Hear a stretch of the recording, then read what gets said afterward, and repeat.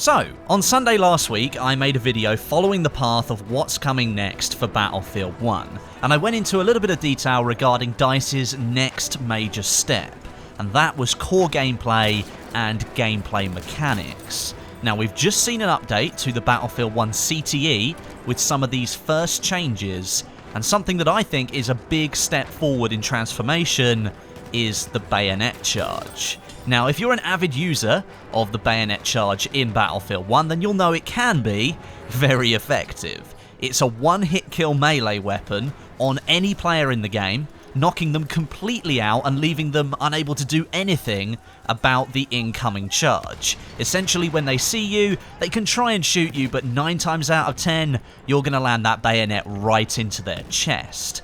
DICE is looking to change that and bring it into line with other methods of attack in the game and cut back on its overpowering features. We all know how annoying it can be to be killed by this thing sometimes. I just want to reiterate before we go on, none of these changes are live in the main game yet. This is only focused on the CTE update, but likely these changes in some form will make their way into the main game in the very near future. Battlefield 1 now operates a monthly patch cycle, so these changes that I tell you about will end up in the game much quicker. So first of all, DICE have now removed the damage reduction whilst you're in a bayonet charge. So for those that didn't know, players in the main game that are charging currently take less damage from incoming projectiles like bullets and explosives. I've no idea why that was ever applied, but it will soon be gone from the game. Now all weapons will do their true damage against charging players relative to their distance from that charging player. So if you fire at long range with an SMG and land hits on a charging player, you'll obviously be doing very low damage anyway, but it won't be any lower than what you expect now. That damage protection has been removed, and I think that is a great start. Next on the list is the audio associated with bayonet charging. Now, I'm sure you've been on the receiving end of essentially a silent bayonet charge kill, and that seems to happen quite a lot at the moment in Battlefield 1. You can't hear the player charging towards you if you're not looking at them. You might be able to see them off in the distance, and sometimes they're just not making any noise at all. Either that's because the screaming isn't loud enough, or the screaming's already stopped, because the charge has gone on for so long that the audio file has already finished playing.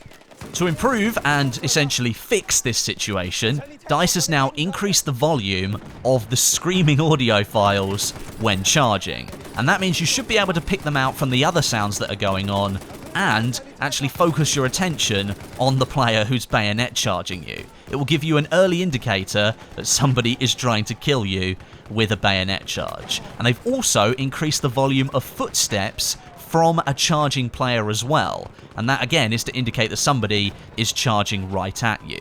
You'll probably have noticed in a recent update to Battlefield 1 that footsteps are now much louder than they've ever been before, so an increase in the bayonet charge's footstep noise is going to be even better to alert you that someone is trying to take you out. These audio changes are more for guidance around bayonet charges. It's still down to you to get out of the way of a charging player. DICE has also made some changes to the handling whilst you're charging towards enemy players. Now you'll only be able to rotate a maximum of 50 degrees whilst you're charging, and this applies when you're in full charge mode and the small amount of time before the charge reaches max speed. Now, one of the biggest complaints from the main game is that players can simply bayonet from 3 meters away and then pull 180 degree turns and stab you right in the chest. That threat here has been reduced somewhat, but 50 degrees is still a fairly wide angle of movement before you've committed to the charge. DICE has also disabled strafing movements whilst you're charging. So you can't use the analog stick to move your player, you can only move the aim now, and on PC you can't use the A and D keys to move your player, you can only use the mouse to point in the direction that you want to go in. So you're going to have to rely on your aim a lot more now than you did before. In explaining those changes to you, it does actually sound like DICE have done a lot on this first pass to try and balance the charging in a fairer way. But what's it like in practice? Well, in the background, you can see some footage that I recorded on the CTE last night with plenty of bayonet charges mixed in there. And to be honest, the results I experienced were mixed.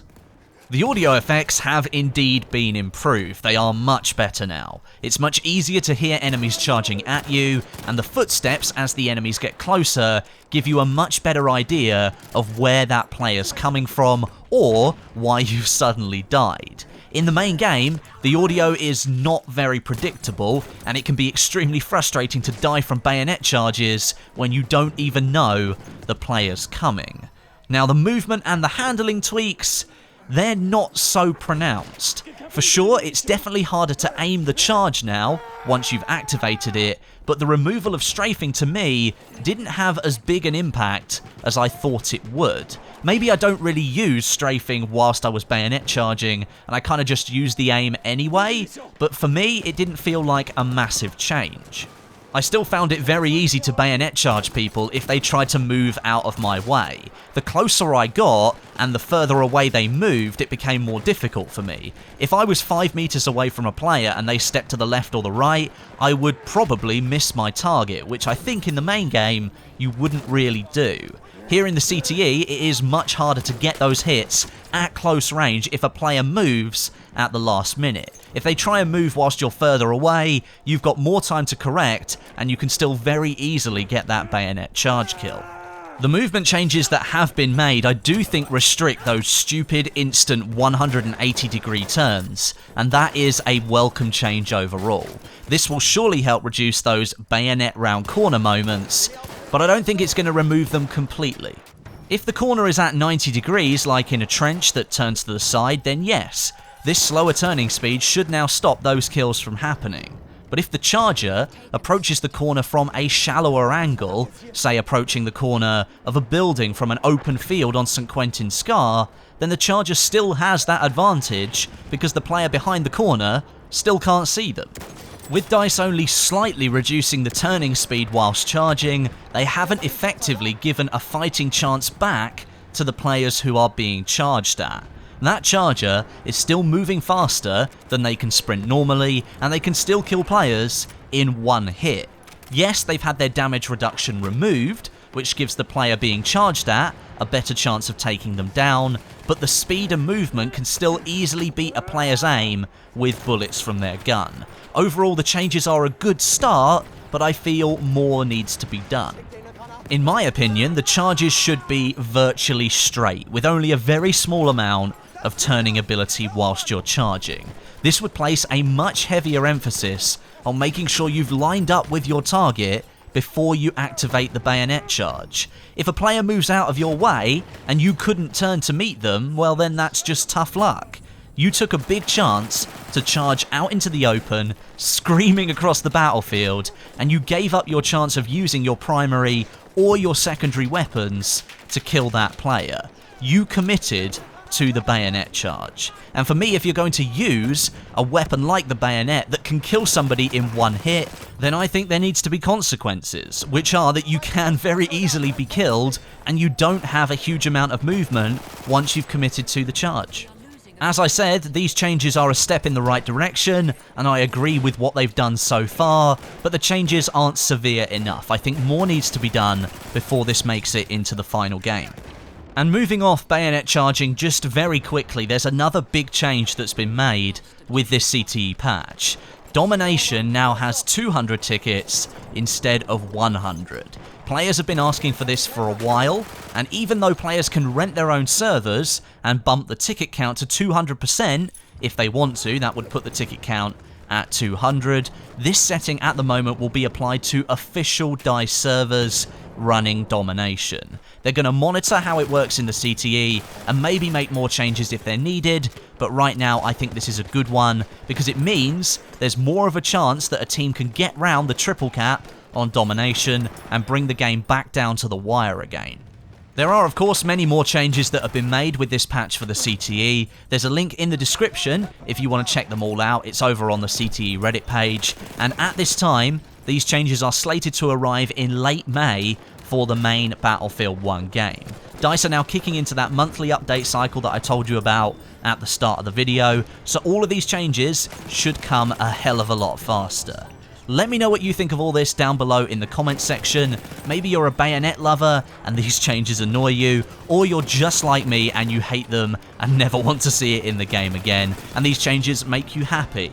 Let me know down in the comments. But until next time, my name is Westie, and I'll catch you guys in the next video.